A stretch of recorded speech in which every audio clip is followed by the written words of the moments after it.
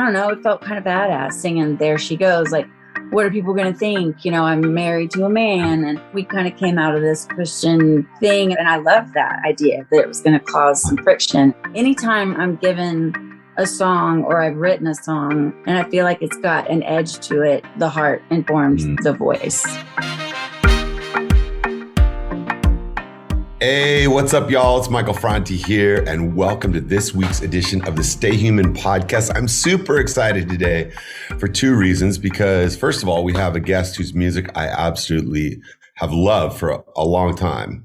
And secondly, today's program is being sponsored by Pact, which is an incredible, I guess you'd call them a fashion brand. I don't really necessarily think of them as fashion per se, because they do so much more than that. They are a brand that from the seed to the when the clothes get to you, every layer of the supply chain is done the best way possible, organic, with incredible trade practices and labor practices. And when it gets to you, it's actually really great looking. They're super cool designs of everyday wear, t-shirts, shorts, all kinds of stuff. So thank you, Pact, for being today's sponsor, and go check out Pact. They're an amazing brand doing great stuff for the planet. And for over 25 years, the voice of today's guest has been instantly recognizable. I know you're going to recognize it as a fixture in modern pop, from her days as frontwoman for Sixpence None The Richer to her more recent endeavor as an Americana solo artist. Her latest EP, The Tide, Volume 1, features a range of duets that highlight the full span of her artistic interests and led to her first appearance at the Grand Ole Opry, marking another milestone for a lifelong musician who recorded platinum certified hits like Kiss Me in her early 20s. Please welcome to the Stay Human podcast, Leigh Nash. How you doing?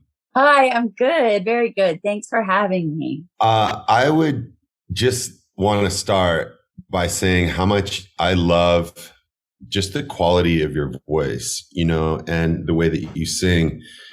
So iconic to me. And one of the songs that I admire so much as a songwriter is There She Goes. I love just it's like, it's so simple, but it says so much. It's the thing that I like about it the most is it's like almost the whole song, you just sing There She Goes. Right. Over and over again with like these little subtle changes to it. And it's really powerful. And the way that you deliver it, like I said, is so iconic. Your voice is just amazing. And before we get into your whole story, because I want to learn more about you, tell me about that song and where it came from. Well, thank you. I'm glad you brought that one up. It wasn't a Sixpence song. It's a song by a band called the Leighs that put out one record. To my knowledge, I think it was just one in 1991.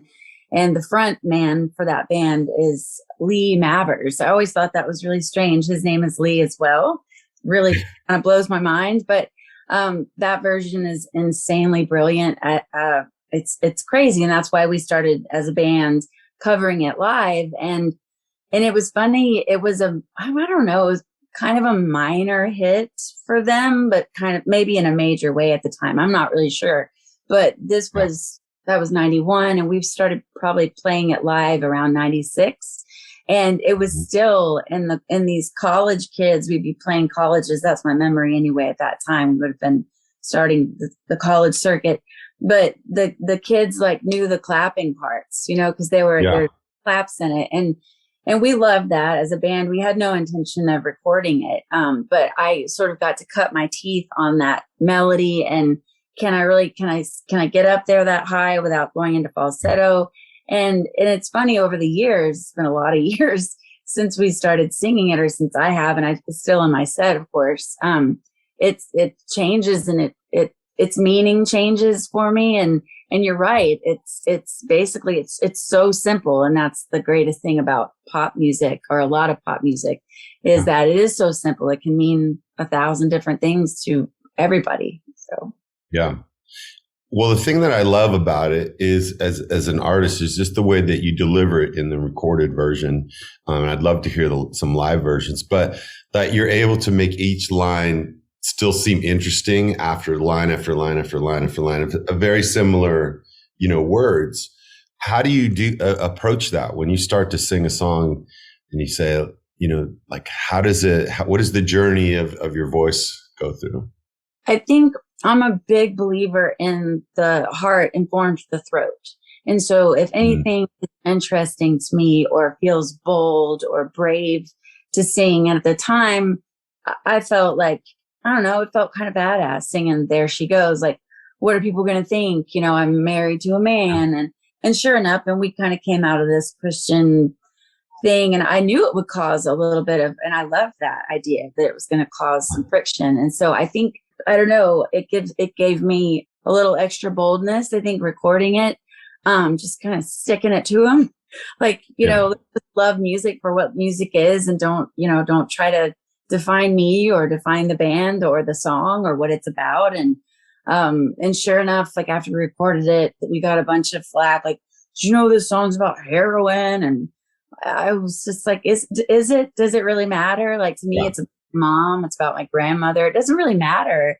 Like I said, it changes over time, but anytime I'm given a song or I've written a song, and I feel like it's got an edge to it, that's the heart informs the voice.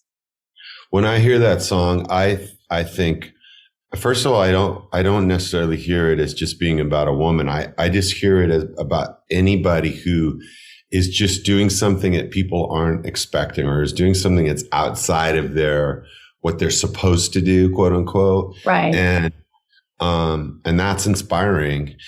Tell me about your life and growing up, and were you that kind of a person who was doing things that you weren't supposed to do, or you were a person who was doing a lot of things you were supposed to do, or what was your childhood like? A little bit of both, mostly doing things I was supposed to do. I had a father that you would call a rounder. Does that word resonate with you? Like he Not really, but describe. I'm sort of a rounder as well now as an adult, just sort of I don't mind getting into trouble, but when I was younger, I definitely did, because, my father was I have one older sister and an amazing mom who's downstairs trying to take apart some furniture that we're going to throw away later, burn it. I don't know what a chainsaw might be involved, but my father has passed away. He passed away in 2007. And he was an amazing person, super, super smart, but just definitely attracted, not necessarily trouble all the time, but a lot of the time, and made a lot of friends, was really charismatic and easily made friends. And I think that might have been, that can be a downfall if you don't use it in the right way. And so it kind of made for a tumultuous childhood. I said kind of, but I meant definitely. And it wasn't. So I think my sister and I both felt that we kind of had to, we didn't really have a lot of, or feel a lot of freedom to just, go nuts. So I think we were sort of surrounding my mom to a certain extent, because, we could see that it caused a lot of stress for her and for us too. But it made us I think it introduced us to a different kind of grace, for our father and for each other, and just for mankind in general.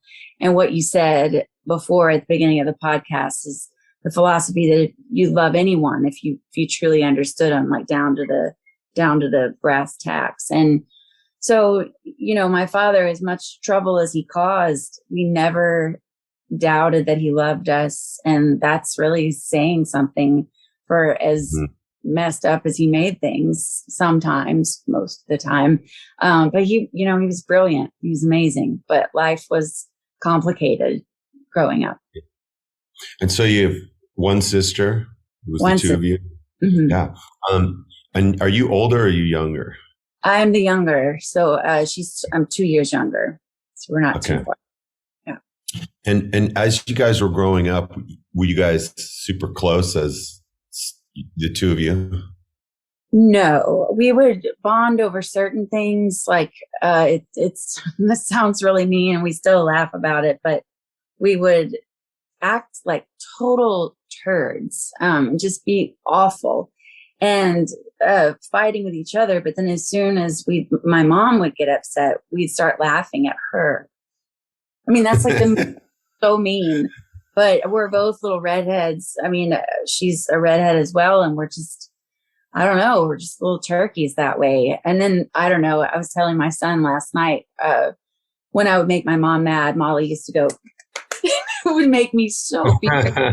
We were not close, but we are now. I mean, I always loved her to death, but no, we fought like cats and dogs. My poor mom. I owe her an apology later. So when you were growing up as just little kids, like what's the first thing that you remember? What's your first memory? What's your first thing that you remember growing up? I have a memory of my grandmother. I carry it in my wallet, and I don't know if it's because I saw the picture some years ago, but I have a memory of her carrying me right up to a horse and letting me like pet the horse's nose. And I keep it with my vaccination card because I don't know, that also just feels like a little bit of a rub, you know. She just passed away in January, so I like to have that image close anyway. So it's with me all the time, and I always work it in. If anybody wants to see my Vax card, I'm like, oh, also here's a picture. Here's my first memory. Weirdo. But it makes me. Yeah, I think that is a true memory, because when I look at it, I don't know. It feels like I can almost smell the air and the hay and the horse and my grandmother's perfume and the whole thing. Yeah. And what part of the country were you guys living in? Well, we would visit her in East Texas, like around Carthage and Tyler in that area. But I grew up in New Braunfels, Texas, which is just south of Austin, about 45 minutes. Or it's in the hill countries. How many people live there? In New Braunfels now? I mean, at the time, it was considered a small town, and I don't know what the population would be, but it's definitely growing. Sorry, I can't give you a number, but we had the sixth largest water park in the world there at one time. Wow. For where it ranks today, but it's called Schlitterbahn, which means the slippery way in German. And so you can imagine in high school how disgusting the jokes got. We all worked there. Nice. The reason I'm asking just about the population is because, Austin is kind of an island in Texas. It's like this bastion of, free speech and open thought, and the universities there, and in a very conservative state, it is definitely, a political island as well. And I'm just wondering, is New Braunfels, is it similar to Austin, or is it kind of like on the other side of the island from? It's a really good question. I think that it's probably pretty divided, but better than a lot of areas. When I say better than, I'm kind of showing my colors here, but my family now lives in Austin, and that's where we'll stay. I don't think anybody's headed back to New Braunfels. My grandmother was the last link to New Braunfels because she moved there when we were really young, just to sort of be with us, and was such an incredible support system for Molly and I, that's my sister, and my mom. So when she passed away in January, that's kind of it for New Braunfels. It's a great town to visit, but I don't think I would live there. Yeah. Is the Schlitterbahn still there? Yes, but it was. I'm going. It was a family-owned water park, and now they've sold it. I think to the people that own Knoxberry Farm or something. So I'll never go back. So they sold out to the big guys. Yeah, but I get it. I'm surprised they made it for as long as they did. It was a great water park. Yeah, that's awesome. What were the challenges for you as like a teenager when you were just starting to get out on your own? Well, I was really quiet. I didn't have a lot of friends in high school. Definitely not a popular gal. But at the same time, I'd met Matt Slocum, who is my partner in Sixpence None The Richer. And we met when he was I must have been about 14 and he was 16.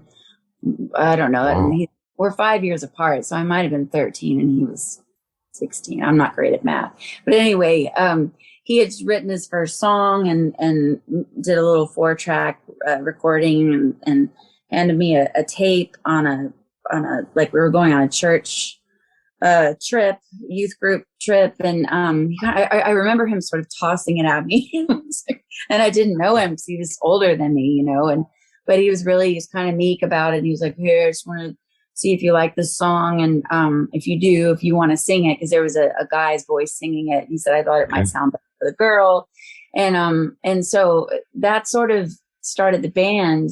So it helped me in so many ways because I felt like an outcast to a certain extent, whether I was or not.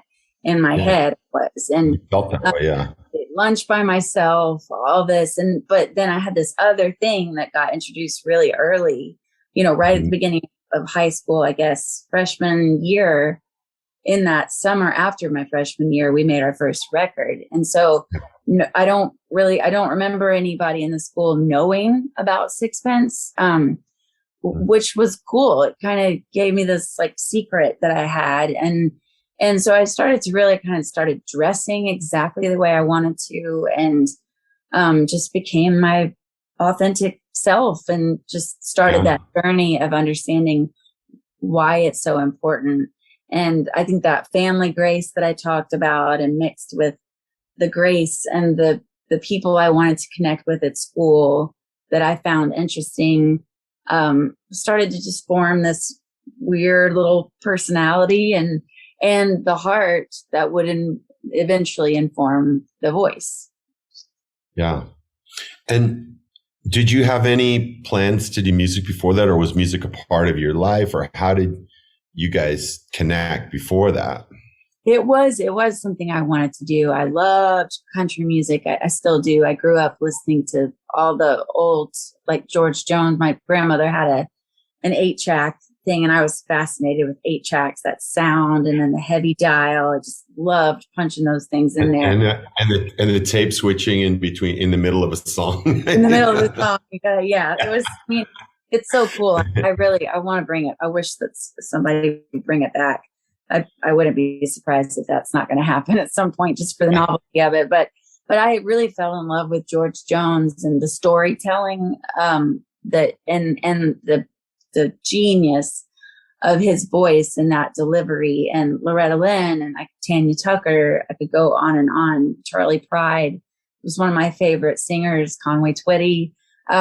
But growing up in Texas, Willie Nelson, holy cow, it was just right up the road.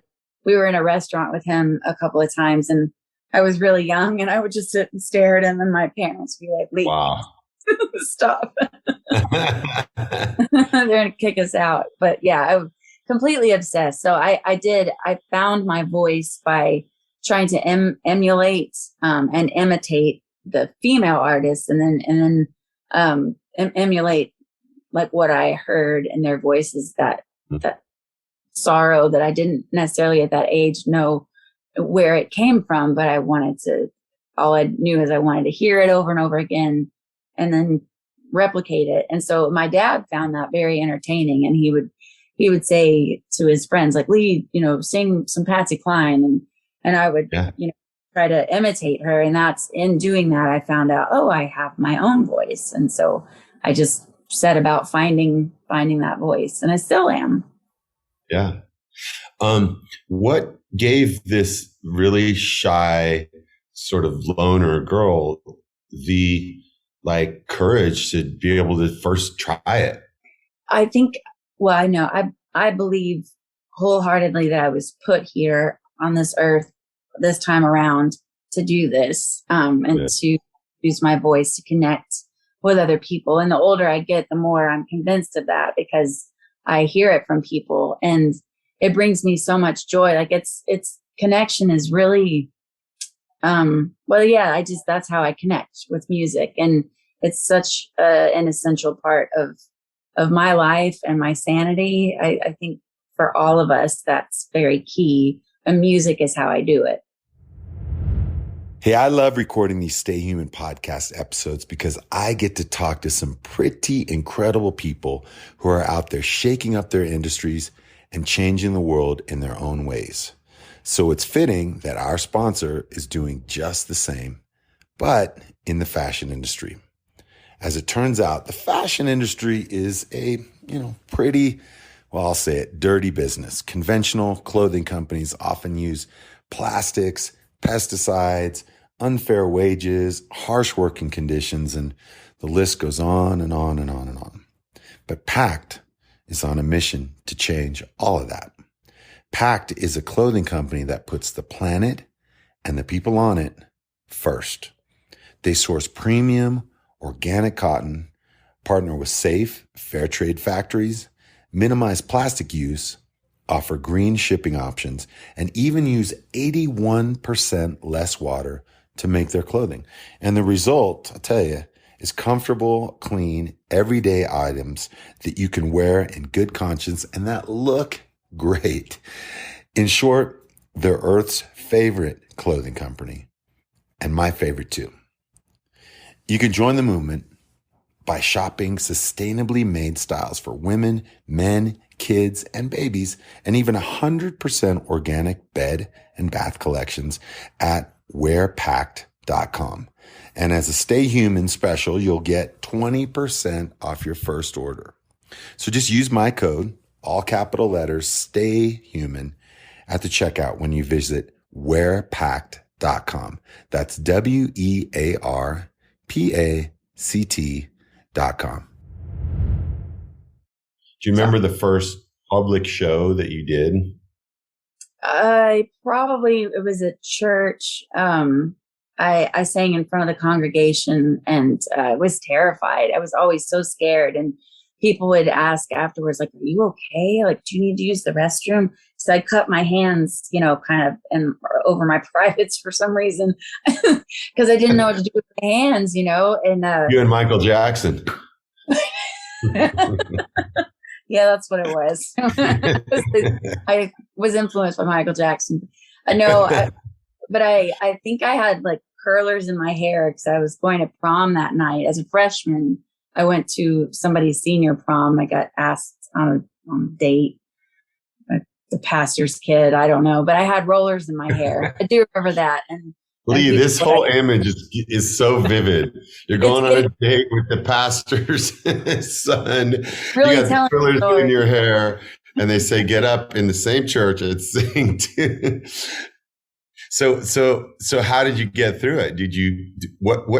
What transformation did you feel as you started to sing? I think it just felt like risk versus reward. It kept like growing, and I was also, I can say the same thing about flying. I've always been terrified to fly, and I've gotten so much better. The older I get, the less worried about it I am, because I got more people in the beyond than I do down here, if that makes sense. If that's the way I'm going to go, I don't know. But it's the same thing. It's like, it ended up being the thing I had to do to go and create and connect with people. I had to get on planes. And it's the same thing with singing. It's like, well, I want that connection so bad. I want that feeling like my feet are literally feel like they're off the ground when I'm singing. And so it was risk versus reward, and I chose the reward and the connection. And I'm so thankful.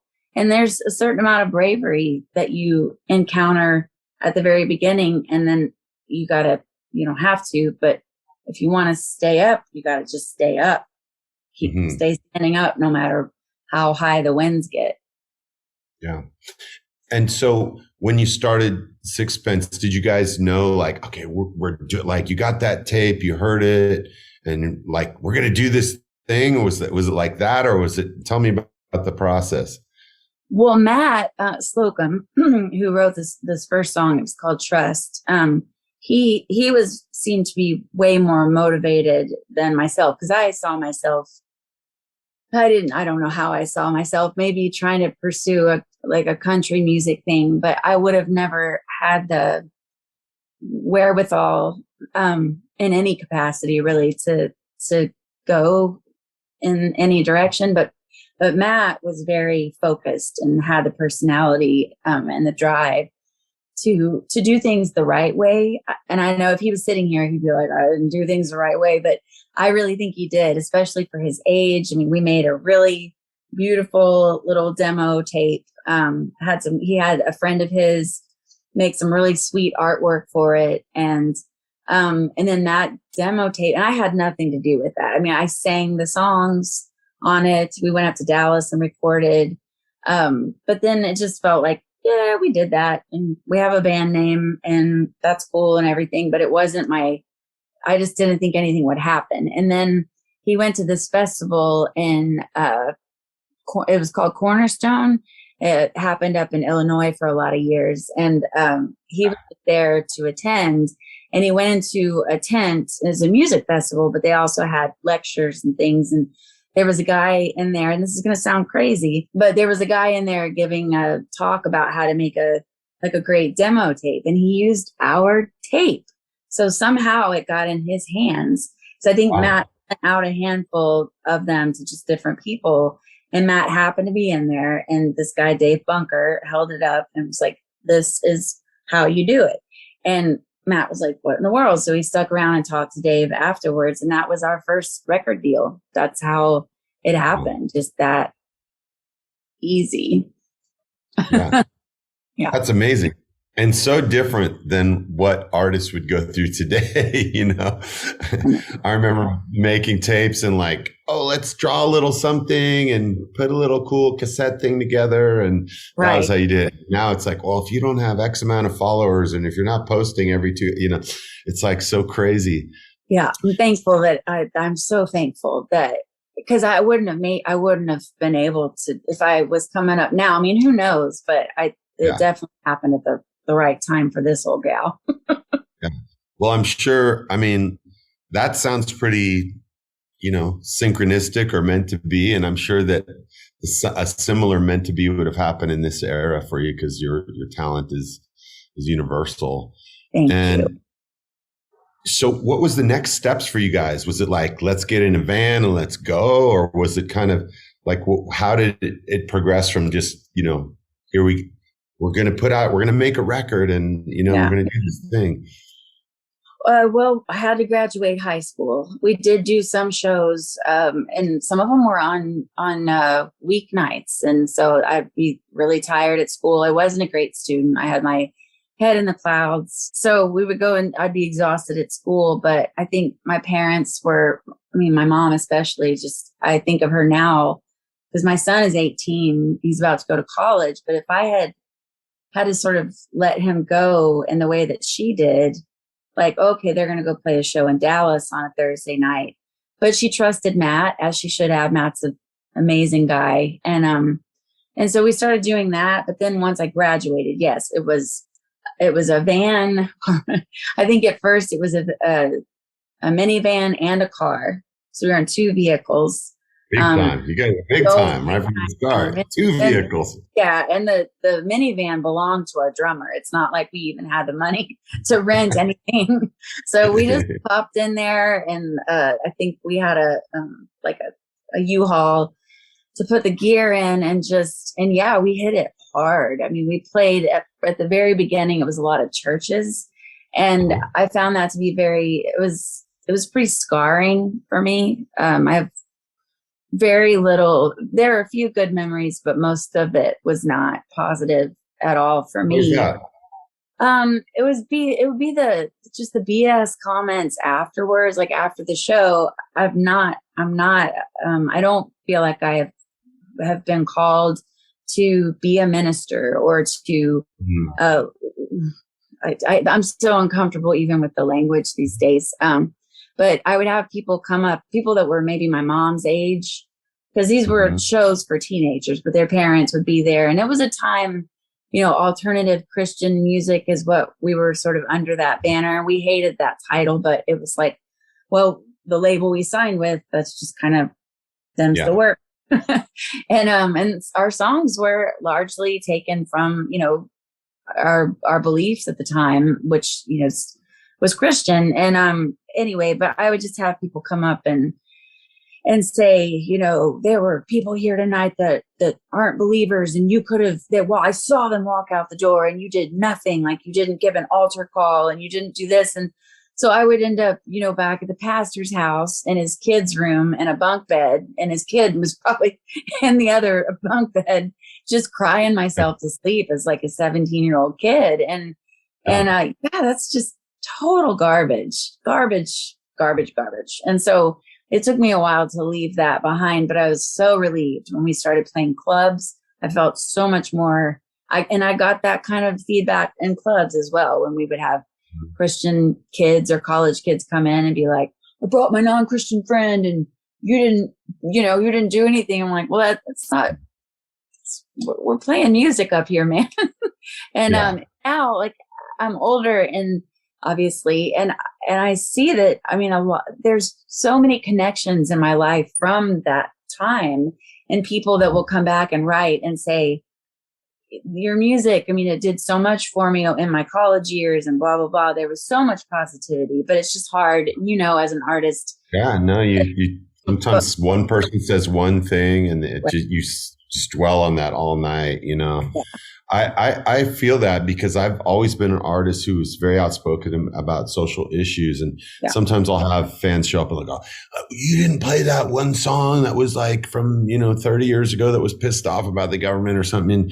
And I feel that, sense of pressure, but at the same time, over the years, what I've tried to do and what I hear in your music also is just like values. Like, here's what I feel strongly about. Here's the values that I believe in, and take it or leave it, or you can interpret the song any way you want for what for what you hear in it. Tell me about that. Like, do you have a mission, or, when you say like you were brought here to make music, do you have like a sense of purpose? It's like, I'm here to be a voice for blank. I do.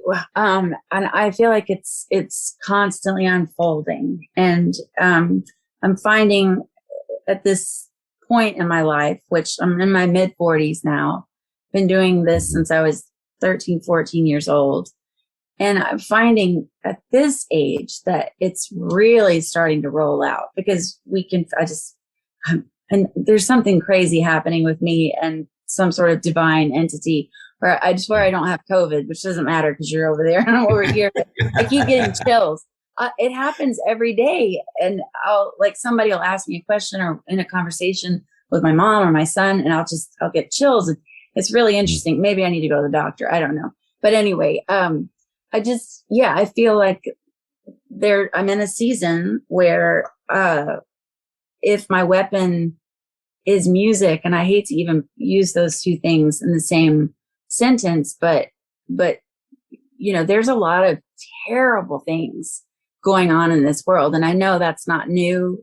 Things have been going on for a long time, but yes, if I could pick up, Matt wrote a song called Paralyzed, that Sixpence did. And it was about, should I lay my fiddle down, take a rifle from the ground? It was during the Kosovo, times, with the late 90s. But that's how I feel like if I'm not going to pick up a rifle, which is the last thing I need to be doing, I'm going to use the music, whatever music can, to heal, to direct, to explain, my values, and maybe other people share those. But there's a lot of power in just truth and speaking your mind. And there's something about a woman in her mid 40s that they get really good at speaking their minds. And I want to be one of those that's saying good stuff and not garbage. I don't want to have a garbage mouth. And I won't say names. There's so many garbage people. I just want to punch them in the face. Right? There's plenty out there. I want to talk about that, about being a woman who has gone from age 13 to 46. So much of the music industry has been about teen angst, teen love, teen rebellion. And how have you chosen to age and to be who you are, be able to sit here, even to be able to sit here with me and say, I'm this old. A lot of people don't want to do that. A lot of people want to go, I'm still 24. I'm still 25, or try to like cling to that. Right. I just feel like I have no choice. I mean, because it comes out on Google every time it's my birthday. It's like, Leigh Nash turned 46 today. There's no avoiding that. I just think I'm just letting life and time and, take care of that. And then otherwise, like I said, just stay standing if this is what I want to do. And it's not that I don't believe taking breaks or giving yourself permission to quit, even if you don't really intend to, is not a great thing. But I mean, standing up against the gale, it feels good. And it's that in itself is a form of, it's courage, and it's a form of fighting back against that ageism, if you will. And also I have this beautiful son that I have put everything in. I've poured everything I have into raising him. And, I don't know, just being his mom. And I think there's something about that can keep you young in a sense, but also makes you wise, just because he's about to go to college. I was just telling my mom this morning, I'm surprised that I'm not more sad, but it's just, and she was like, yeah, that's probably a life is kind of just protecting you from those feelings right now. But yeah, it's time. It's just, there's a season for everything. And so I think I'm just choosing to age by recognizing that it's the season. This is a new season, and I'm thankful for it. And I try really hard to keep my hands in the open position so that, things can come in rather than holding on so tightly. Yeah. I'm 56, and I found that over the years of me making music, my audience has grown older with me, and now they bring their kids to the show, and there might be 3 generations of people at my concerts, and what I found is like the more that I speak to where I'm at right now, like the more that I talk in my songs openly about the struggles that I'm going through, things that I see in the world, it hits my audience more deeply and like in a more meaningful way than if I was just writing songs that weren't so much about what I think and feel right now. And in that way, my audience has like stayed with me, and every year it grows a little bit, and I'm just wondering for you, like, as you approach now, like the music that you're doing today, what's your starting point? Like, and I don't mean like, oh, we're going to start with the guitar, or we're going to start, but like, what's your starting point? How do you get settled and go, all right, here's what I want to be saying? It starts with the truth. Cause it starts with something. I write stuff down on my phone all day. I'll hear something or think of something times. Yeah, cause it's a complicated time in a woman's life. And, my only child is about to leave. There's just things that happen in just biologically. And so, yeah, I just start with the truth, like right where I am. Cause I feel like otherwise that's the best way to serve the world or whoever wants to participate in listening to my music. Why would I lie to them? So I want to give the truth. And I do love telling stories about other people, but I'm also very comfortable writing from where I'm at. So yeah. Not that it's not easy. It's not super simple or I'm super comfortable. It's always hard, but I do love it. It's worth the pursuit every time. Yeah. Tell me about your new EP. Well, the one that came out already, the Tide Volume 1 was, but it was